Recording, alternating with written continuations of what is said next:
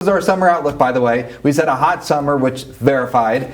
We said it would be wet along Route 19. It wasn't, but it was drier than average across the Greenbrier Valley. So overall, not a bad summer forecast. All right, folks, we've had a very dry summer. What are the major input factors into our fall outlook? Well, the first one is the development of La Nina. We are seeing cooler temperature anomalies, ocean temperature anomalies developing here along the equator. So La Nina is definitely developing as we get these cooler anomalies that will continue to deepen as we go throughout the fall season.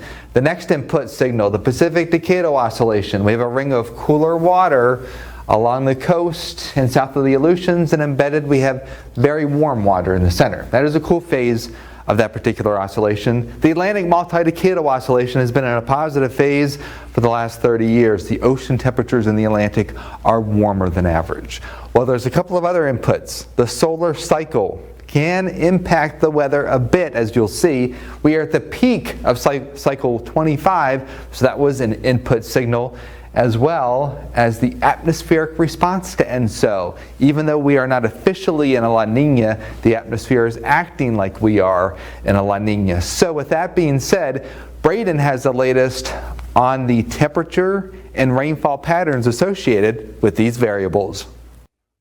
And thanks, Chad. Now, looking at our fall outlook, we do see a few factors we've taken into account when forecasting for our 2024 fall outlook. The first thing we look at is a weak La Nina and what it brings to our region. And as we can see, temperatures are well above average across much of the eastern and central half of the country. We do see below average temperatures likely taking place as you go up towards the upper northwest. In terms of rainfall totals, we can see those rainfall totals well below average across much of the southeastern half of the country, up towards the upper northeast. Then we do see above average rainfall totals taking place as you go across the upper Midwest into the upper Northwest. Another factor we look at is a negative PDO. We do see those temperatures close to average taking place across much of the eastern half of the country, a hint of above average temperatures taking place across the upper Northeast into the upper Midwest. Once again, below average temperatures taking place as you go across the western half of the country. In terms of rainfall totals, we do see those rainfall totals well below average across much of the Midwest into the southeast, up towards the upper Northeast. Then once again, rainfall totals above average as you go across the upper Northwest. Another factor we look at is the AMO. Then as we can see, those temperatures are close to average across much of the southeastern half of the country. Temperatures above average across the northeastern half of the country as well as the Midwest. Then as we translate to the rainfall totals, we do see those rainfall totals well below average across much of the southeastern half of the country, much closer to average across much of the Midwest up towards the upper Northeast. Then those rainfall totals above average once again as you go up towards the upper Northwest. Another factor we look at is the high sunspot activity. Temperatures closer to average across much of the eastern and central half of the country. A hint of below average temperatures taking place across West Virginia into the mid-Atlantic, as well as the southern half of the country, then a little bit above average as you go up towards the upper Midwest. In terms of rainfall totals, closer to average across much of the southeastern half of the country. Rainfall totals well below average, though, as you go across much of the Midwest into the upper Northwest. And a final factor we look at is the QBO. And as we can see, temperatures are close to average across much of the Northeast into the western half of the country. A little bit different story, though, as you go across the Midwest into the Southeast. And that's where those temperatures could be above average. Now let's send things over to Chad for our official 2024 fall outlook. Thank you very much, Braden. And when we look at all these factors and we look at the entire United States and put it all together, warmer than average across much of the country, slightly cooler than average along the northwest coast, and also here across southern Florida.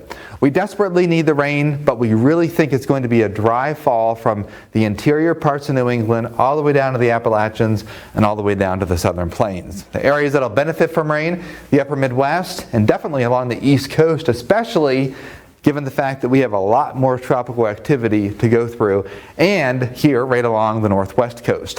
When we look locally, again, drier than average. And what does that mean for us? Well, first of all, an elevated fire risk that begins earlier, and also because the trees are already stressed from the drought, we expect an early and muted fall foliage season. So instead of around Bridge Day, we're probably going to see that happen in the early part of October. Temperatures warmer than average, which means a delayed start to the ski season at snowshoe most likely, but a lower heating cost for you late October into November. When we look at each month individually and what we expect when we look at the analog years, warmer or cooler than average, the general trend is in September, we have a couple of cold fronts that are going to come through. So we kind of balance out the warmth and the coolness a bit, but look at this, big spike in temperatures once we head towards the latter part of September. October looks really warm. This is a stacked area chart, and basically anything above this line is where you have above average temperatures with the analog years. Only a couple of dips there, a dip several days before Bridge Day, so we'll be getting into a warmer pattern for that day most likely. We drop a little bit and then we warm up. So the overall theme is a warm October for us. And November has a very strong signal, maybe starting out chilly on the 1st, big warm up here through the 8th, 9th. And then we have basically an average temperature regime going through the rest of November. We also start to see snow usually in the later part of the fall season. So what's our first inch snowfall prediction? Well, snowshoe most likely November 2nd. Usually it's in the middle of October there. White Sulphur Springs has to wait till January 10th. Beckley, December 12th, and Bluefield on December 15th. So that's your Stormwatch 4 fall outlook. And stay tuned because we will have your winter outlook in the middle of September. Of course, we will continue to follow the skies and bring you the latest 7-day forecast with every newscast. Chief Meteorologist Chad Merrill and forecaster Braden Petrie for Newswatch.